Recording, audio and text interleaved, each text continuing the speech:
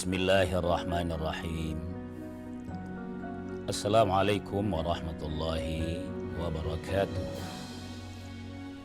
Alhamdulillah, summa alhamdulillah, wala hawla wala quwata illa billahil aliyyil azim.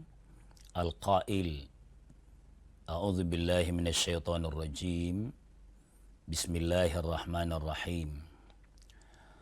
Qul hal yastawil ladzina ya'lamun wal ladzina la ya'lamun. Ila akhiril ayah.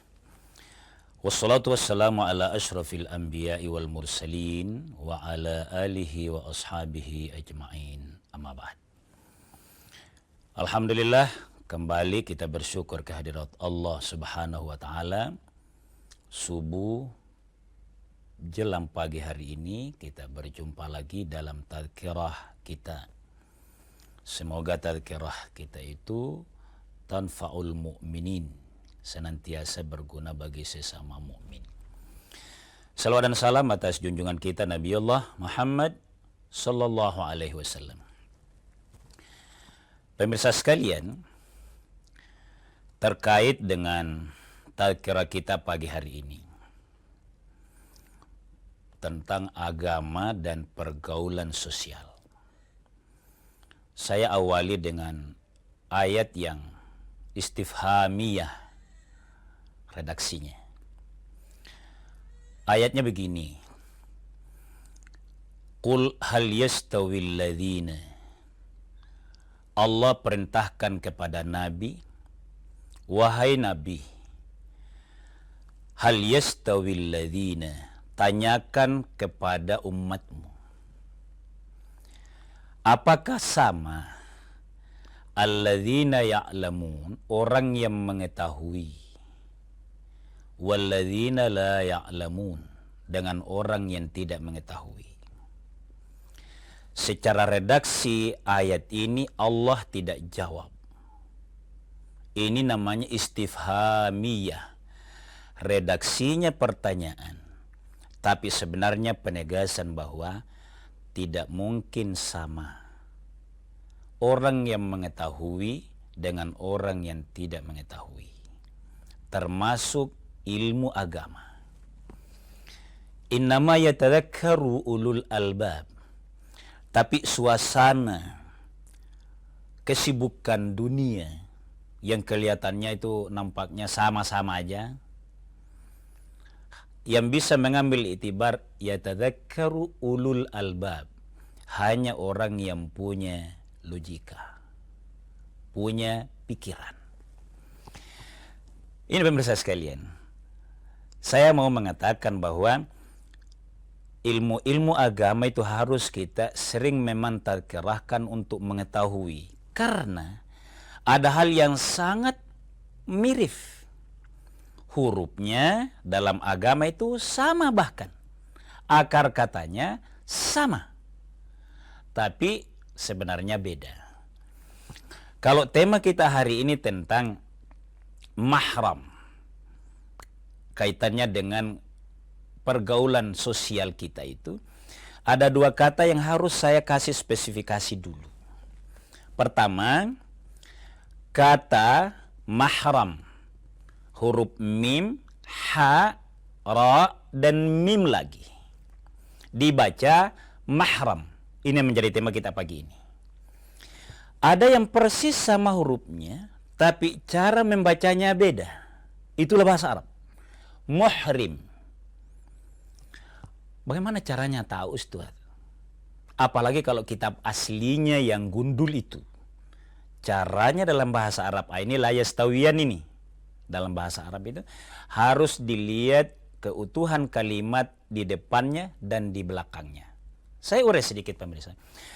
Kalau kita menggunakan kata muhrim, maka itu artinya berasal dari kata ahrama yuhrimu ihraman. Orang yang melakukan ihram pada saat haji. Muhrimun, itu muhrim. Orang yang menunaikan ibadah haji atau umrah. Di mana ini ihram? Pada saat tiba di tanah Makkah, mau memasuki kota Makkah itu, berniat ihram atau berniat haji bagi yang haji, pasti dia mengarah ke sebuah tempat yang namanya miqat. Disitulah berniat untuk ihram, untuk umrah atau untuk haji. Tuntasnya ini ihram, pada saat berpakaian ihram, pada saat sudah tahallul. Itu muhrim. Jelas. Kalau mahram yang akar katanya bahkan hurufnya persis sama, kalau mahram ini berasal dari kata haruma, hormat, mulia, terhormat. Haruma yahrumu hormatan, mahramun, yang dihormati. Jadi asal katanya itu mahram, penghormatan. Kemudian waktu menghormati dan tempat. Nah, ini yang saya maksud pemirsa sekalian. Maaf kalau ala santri kita menguraikan kalimat ini biar tidak dicampur adu antara muhrim dan mahram, walau hurufnya sama. Dan tantangannya adalah karena dua kalimat ini seringkali bergabung pelaksanaannya. Pada saat orang ihram, maka ada yang melaksanakan ihram itu, ada mahram. Kalau perempuan didampingi oleh mahram. Itu dia pemirsa sekalian. Biasa begitu. Jadi orang pergi umrah atau pergi haji didampingi oleh orang yang menjamin keselamatan sang menunaikan ibadah umrah itu atau haji itu, namanya mahram. Diwajibkan oleh dua imam mazhab, Hambali dengan Hanafi, wajib ada mahram pada saat ihram itu. Kita lanjut setelah jeda sejenak.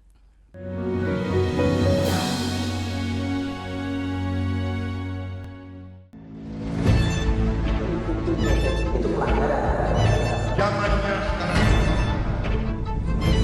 perilaku korup ada di BUMN kita. Jangan lompat ke kesimpulan tanpa menjelaskan detailnya.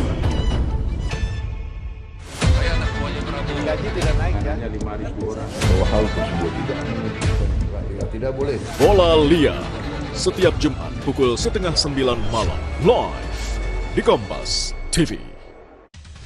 Ketahui berita dan informasi seputar kekhasan, gagasan, tantangan, serta inovasi di 38 provinsi dan 514 kabupaten kota di seluruh tanah air yang terajut menjadi inspirasi bagi bangsa. Berbagai informasi aktual dan menarik dari berbagai daerah di tanah air dalam Jurnal Nusantara. Ikuti Jurnal Nusantara setiap hari pukul 6:30 pagi, live di Kompas TV.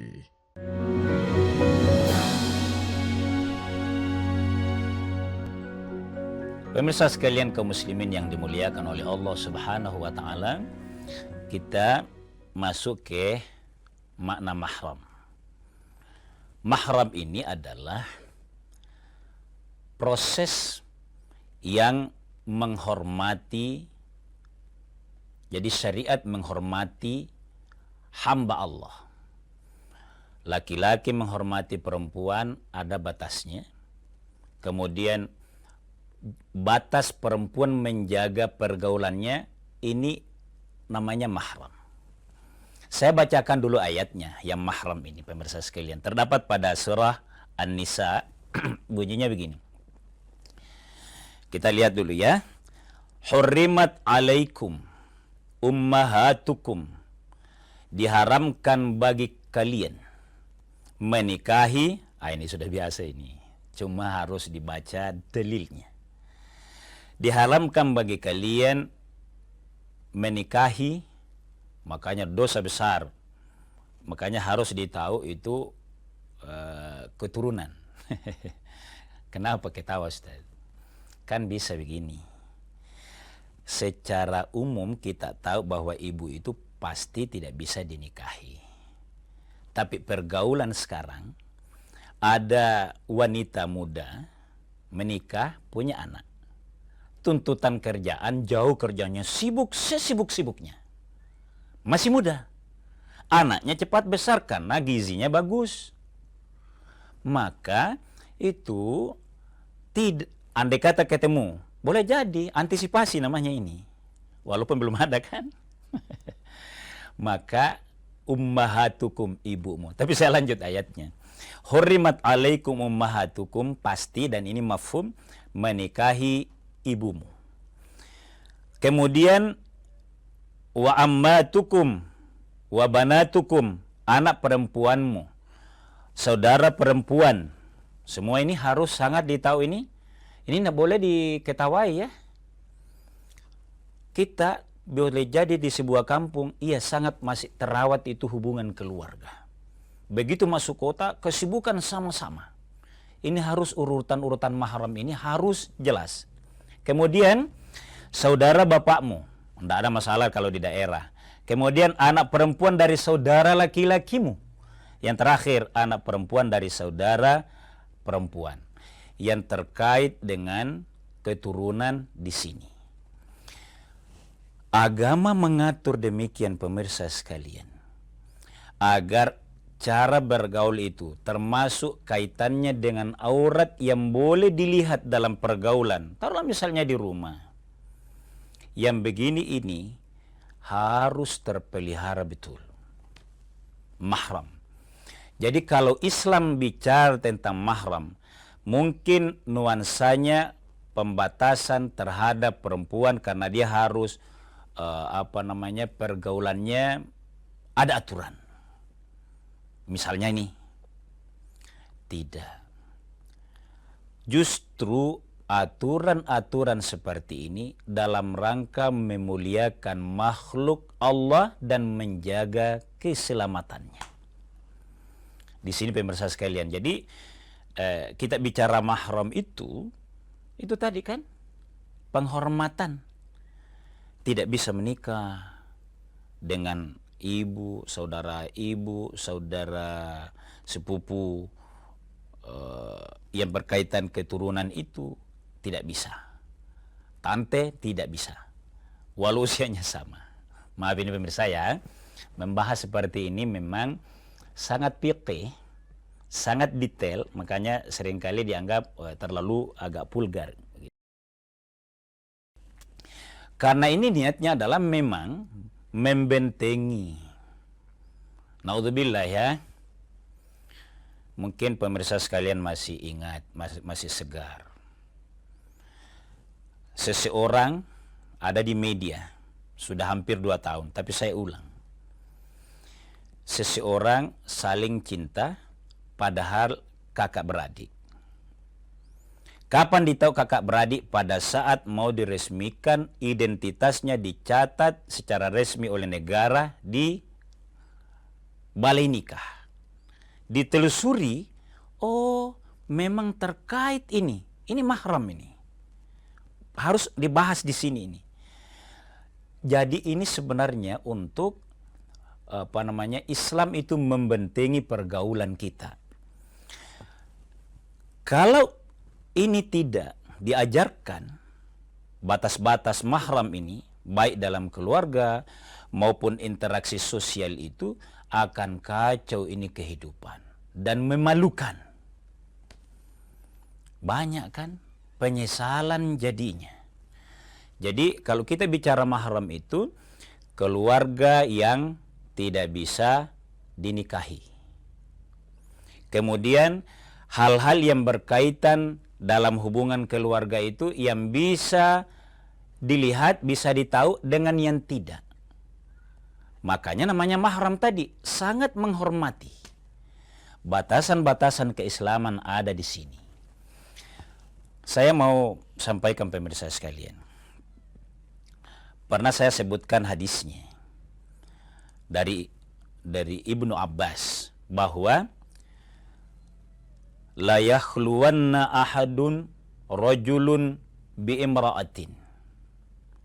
Jangan pernah berdua-duaan. Nah, ini yang mungkin sekarang dianggap biasa aja. La yahluwanna rajulun bi imra'atin. Jangan mengabaikan aturan mahram itu. Sehingga orang berduaan laki-laki dengan perempuan. illa ma'adhi mahramin, kecuali didampingi oleh mahram. Di sini ada etikanya pemirsa sekalian. Kita yang harus jawab sama-sama. Pergaulan kita sekarang, mohon maaf, agama harus tetap diketengahkan. Fenomena kita sekarang itu adalah orang sudah kenalan, sudah dilapor ke orang tua masing-masing bahwa ini calon saya. Calon. Sudah berduaan. Kalau umat bertanya, orang tua bertanya, atau orang yang menghargai dirinya, bagaimana ini? Harus ada batasnya. Dianggap calon pun kalau berduaan ke KUA mungkin oke. Karena tergambar niatnya bagus. Ayah, sama-sama kasih tahu ke orang tua. Orang tua laki-laki sampai muda, orang tua gadis, saya minta restu. Ada calon begini, misalnya ya teman kerja. Kalau Anda ridho, saya mau bersama karena sudah kenal di kampus misalnya. Tidak usah dita'aruf lagi. Bisanya bersama itu belum. Ke KUA pun saya ambil contoh, karena kalau saya menyebut KUA itu pada tingkat serius. Tingkatnya gimana? Tetap ada batasan. Mohon maaf, sekali lagi fikih itu terbuka. Jangan seakan-akan difaham lalu diamkan, dibiarkan selalu bersama. Belum proses untuk mengarah kepada berkeluarga. Menurut agama ini berbahaya. Dia masuk kategori, mohon maaf, mohon maaf sekali. Dia bisa masuk kategori la taqrabuz zina. Jangan dekati sini. Ini etika sosial. Jangan-jangan kebiasaan yang terbangun di masyarakat, pergaulan sosial itu dianggap biasa-biasa. Lalu pandangan agama tidak diketengahkan oleh yang wajib mengucapkan. Misalnya saya belajar menjadi belajar jadi mubalik misalnya. Ini tidak boleh didiamkan. Ini harus disampaikan karena ini menurut agama ini belum boleh. Apalagi yang lebih dari sekedar itu. La taqrabuz zina itu harus. Apa yang ngatur ini? Mahram. Kita lanjut setelah jeda sejenak.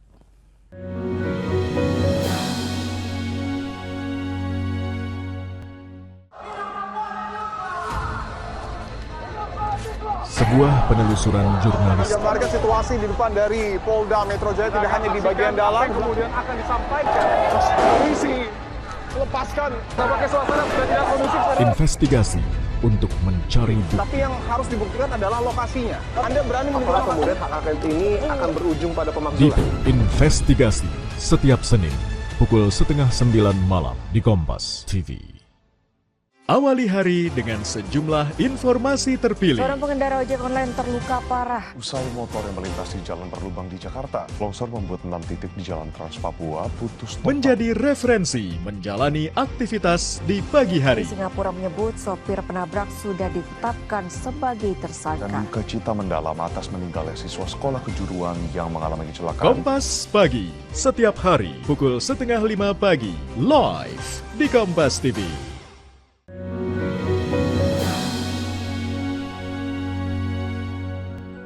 Pemirsa sekalian kaum muslimin yang dimuliakan oleh Allah Subhanahu wa taala, jadi maqasidus syariah,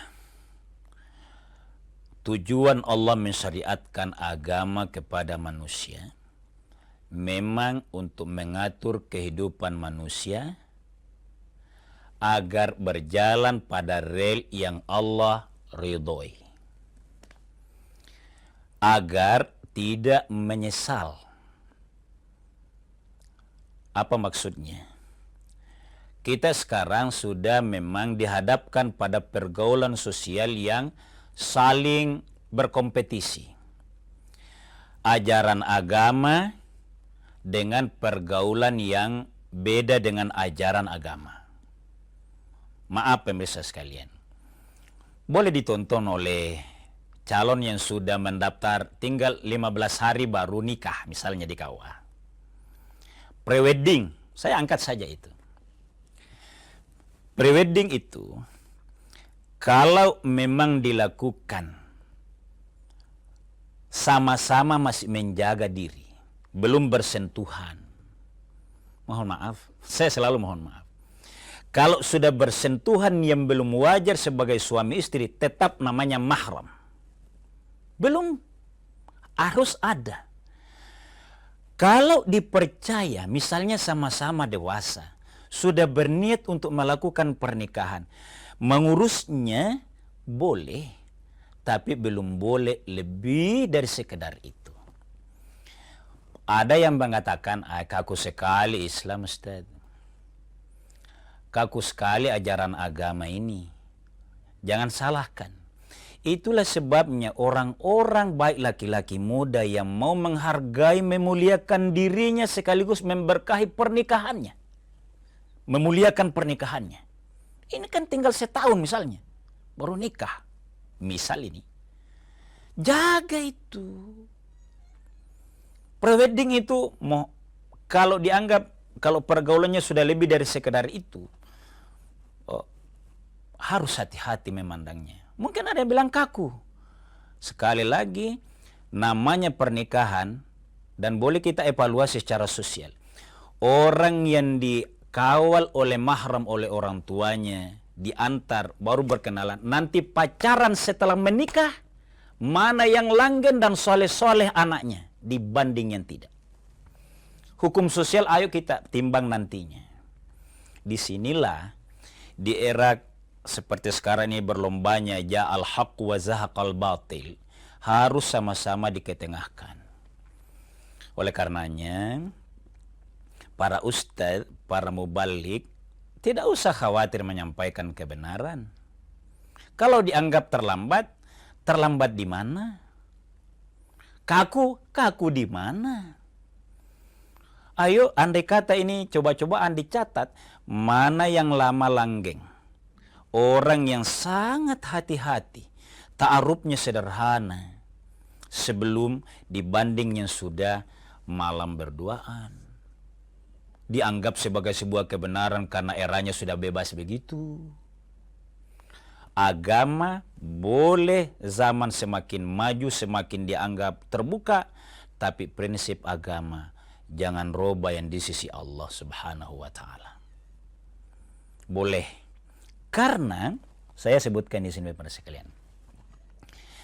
Ada apa sehingga syariat agama ada pembatasan seperti itu?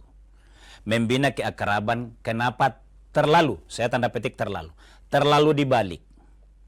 Keakraban itu mestinya kapan? Pada saat akad nikah selesai. Terlalu akrab maksud saya. Orang dewasa tahu maknanya ini. Terlalu akrab. Terlalu itu bukan akrab ya, terlalu akrab. Mestinya setelah pernikahan. Kalau kita nganggap pergaulan biasa itu, Ustaz, orang tua juga saling percaya, tidak masalah. Tapi ayo ilmu sosial, pergaulan dewasa ini disejajarkan agama dan dampaknya dalam kehidupan luas. Mana dampak yang berakibat di pengadilan? Orang yang diantar oleh orang tuanya ketat dengan mahram dibanding yang tidak. Seandainya ada yang mau meneliti itu, malah saya sarankan, ayo ya, peneliti sosial, ayo ini. Dampak-dampak di pengadilan itu seperti apa? Apakah memang lebih banyak kalau 10 orang yang lebih akrab sebelum menikah atau terlalu akrab, istilah batasan saya, dibanding yang memang masih sangat ketat batasannya. Senyum bolehlah, kenal bolehlah, ketemu bolehlah. Tapi yang lebih dari sekedar itu, mana yang lebih berkah dalam kehidupannya? Mana rumah tangga yang lebih teduh, yang tetap sama-sama menghormati individunya. Suami mempelajari hak dan kewajibannya, batasan pembicaraan lembutnya sama istrinya, dan sang orang perempuan yang menjadi istri, batasan kalimat-kalimat mana yang wajar disampaikan ke suaminya. bukan yang saling tahu rahasia lebih awal. Ini pada saat Islam bicara mahram. Memang tidak mudah. Sangat tidak mudah ini. Pemirsa sekalian kaum muslimin dimuliakan oleh Allah, jadi hikmah di balik itu Allah tetapkan ini pandangan agama yang jauh lebih menembus, pasti demi menjaga kehormatan dan kemuliaan dua belah pihak. Kalau kita bawa ke calon suami dan calon istri, ya, kemuliaan. Yang kedua, melindungi institusi keluarga. Batasannya terlalu menyakitkan. Begitu kita ada datang ke kantor, beda Ustaz, dulu lembut sekali suamiku itu, sekarang ternyata begini. Kenapa no tahu kalau lembut dulu sekarang tidak? Iya kan begitu. Dulu, ini juga istrinya. Biar mohon maaf ini pemirsa sekalian, saya harus banyak ini karena kadang kala begitu. Sudahlah, jangan cerita masa lalu lagi. Persoalan sekarang kau optimis, kau sudah berkeluarga. Yang ketiga adalah menyempurnakan akhlak. Menyempurnakan akhlak itu sama-sama mengkaji betapa nanti pada saat dihalalkan oleh agama kami bergaul, berumah tangga, berkeluarga, kalau sama-sama menjaga adabnya, akhlaknya. Tidak usah saling tahu rahasia lebih awal. Itulah sebabnya Allah tegaskan salah satu tanda-tanda kekuasaan Allah itu wa min ayatihi an khalaqalakum min anfusikum azwajan. Allah menciptakan kalian beda jenis untuk berpasang-pasangan agar kamu litaskunu, setelah berpasangan agar kamu sakinah. Litaskunu, untuk kalau sudah sakinah memang sebelumnya, sudah kenal, sudah akrab memang sebelumnya, Allah tidak katakan litaskunu, agar kamu sakinah saja. Nah, pemirsa sekalian, menjelaskan agama kaitannya dengan batas atau etika pergaulan, ada dua hal yang harus kita catat, bahwa Allah punya syariat, punya maqasid, punya maksud. Tantangannya bagi kita sekarang, baik keluarga yang memiliki anak muda maupun kita yang mempelajari ilmu agama, memang sedang berlomba. Hal yang biasa, pergaulan yang begitu lepas, sudah hampir tidak ada batasan dan diterima sebagai kebiasaan, seakan-akan itu sudah tidak masalah. Ayo, saya menganjurkan ada penelitian dan bisa direkomendasikan untuk memperbaiki pergaulan yang lebih saling menghormati. Membahas mahram dalam pergaulan sosial kita itu tujuannya agar Allah Subhanahu wa Ta'ala memberikan ridhonya kepada kita sekalian, tetap menganggap bahwa apa yang dibatasi oleh agama dijaga, hikmahnya kita akan dapatkan dalam keluarga maupun dalam kehidupan pribadi masing-masing. Komitmenlah menghargai hari esokmu, cita-citamu. Jangan lebur dengan nafsu hari ini. Mohon maaf atas segala kekurangan. Wallahu a'lamu bissawab. Wassalamualaikum warahmatullahi wabarakatuh.